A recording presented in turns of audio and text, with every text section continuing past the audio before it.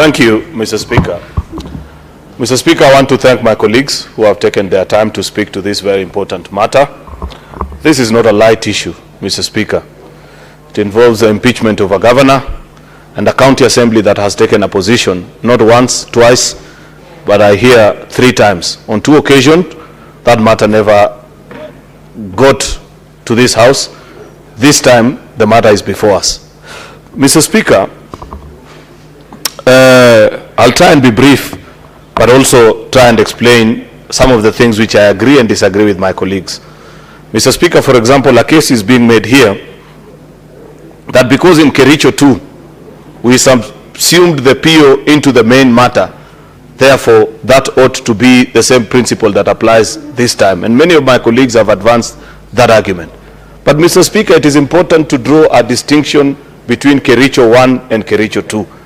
In Kericho 1, Mr. Speaker, we were dealing with a point of fact, a point of law, Mr. Speaker, whether the threshold was 33 or 32, Mr. Speaker. And we made the determination in this House, Mr. Speaker, that we need to make that determination whether threshold is 32 or 33. And I had explained earlier in my moving notes, Mr. Speaker, how we arrived at that particular decision. In Kericho 2, Mr. Speaker, why it was not possible to terminate the hearings at PO level, Mr. Speaker, is because it was an argument, Mr. Speaker, on matters that were material to the case, whether individuals voted or not. There was no question of quorum, Mr. Speaker. Remember, we had affidavits from members from the county assembly, and the same members had affidavits in the governor's case. And therefore, it was important for us to listen to the material evidence that had been presented before us so that we establish whether these members voted or not. In fact, Mr. Speaker, I dare say, because I listened to the counsel for the governor in raising this PO, Mr. Speaker, instead of arguing for both, because if you see the bundle of documents, and I took time to read the documents that have been shared with us, Mr. Speaker, he anchored his PO on only one item instead of the 2. There is a dispute in this Nyamira case on whether these 4 MCAs voted or not. There are affidavits here of them claiming that they didn't. But that matter is not yet before this House. I believe, should we get to the point where we go to full trial, Mr. Speaker, then we will take the time to ascertain whether they voted or not. This PO is precisely on the point of quorum, Mr. Speaker. Is it 35 or is it 32? And we have made the case, Mr. Speaker, that the Senate is what it is today, Mr. Speaker, because of the magical 24. The most difficult thing to achieve. That is why for 10 straight weeks, Mr. Speaker, a government combined together with opposition under what was then referred to as the handshake administration, Mr. Speaker, could not make it to pass a retrogressive formula against the people of Kenya. That issue of threshold is extremely important. It will be unfortunate if on the same floor of the House, Mr. Speaker, today we tell our county assemblies that it doesn't matter, that this constitutional principle varies, that because at the time of voting you are only 32, therefore quorum can shift. Mr. Speaker, somebody made a very good argument that for the last 10 months we have had 46 delegations in this House instead of 47 because of the unfortunate demise of our colleague, Senator Cheptumo. And until yesterday when we saw in the new senator, Mr. Speaker, we have been voting. How have we been voting, members? I don't recall a time where we have passed any item, 23 of us. We have still insisted that the constitutional principle of at least half the counties, which is 24, Mr. Speaker, has been applying. Surely, what will we be telling county assemblies today if we turn our backs and tell them that if for one reason or the other you are lesser than the constitutional threshold of what is the correct number of your county assembly, you can vote and impeach a governor and just bring it here? Honestly, good people, in good conscience, I cannot support such a position. That is not to say that there are no serious issues in Nyamira. But I made the case earlier, Mr. Speaker, that unfortunately, this House can only preside over a matter when it is properly before it. This matter, Mr. Speaker, in all honesty, is not proper before us.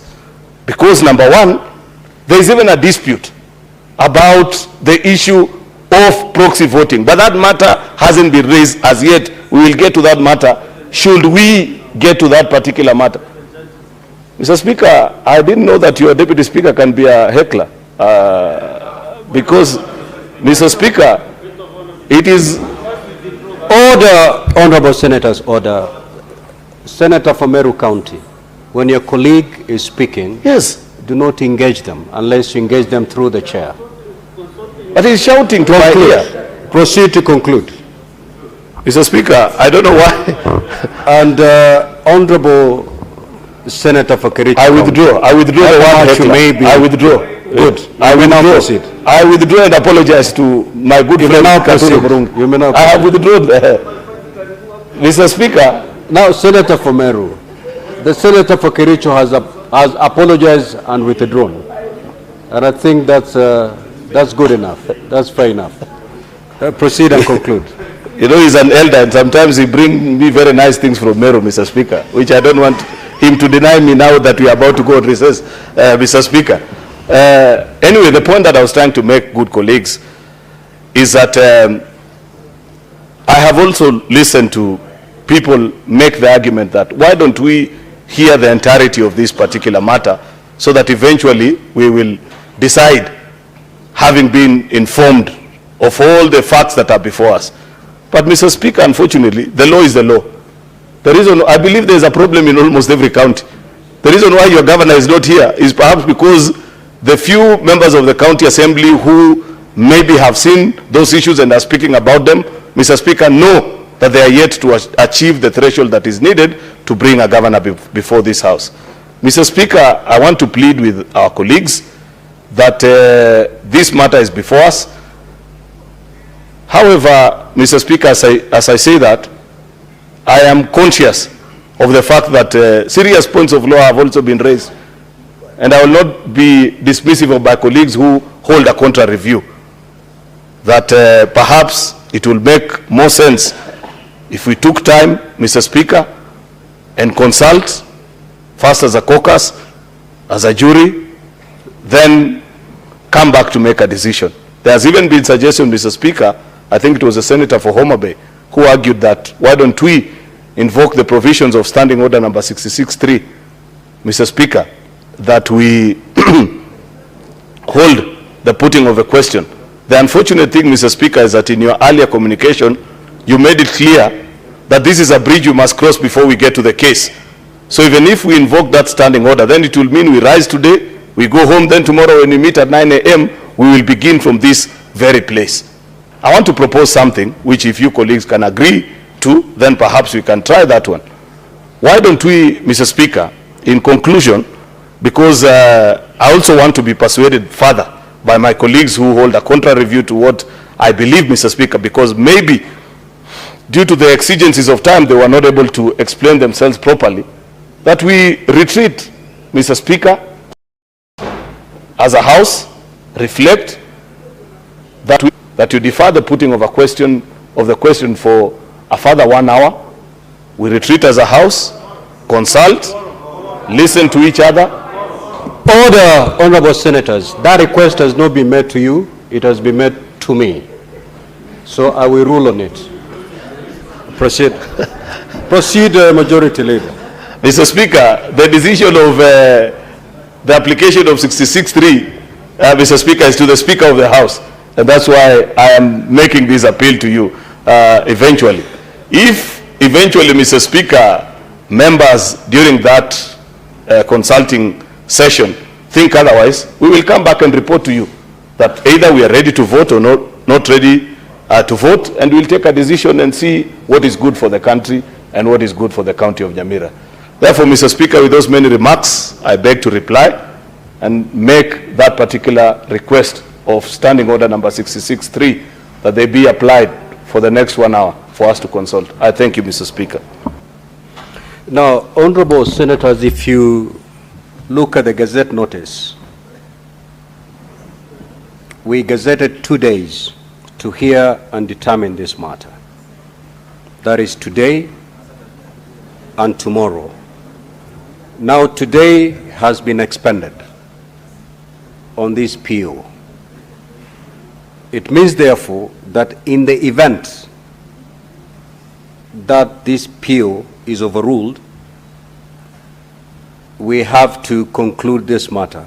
We need to start the case today, go all the way to midnight, come back tomorrow at 9, push it all the way to even 4 a.m., 6 a.m. on Friday morning, because those are the only days that have been gazetted. And therefore, Senate Majority Leader, we have to determine this matter, this PO, today. We cannot determine this PO tomorrow. I will therefore accede to your request.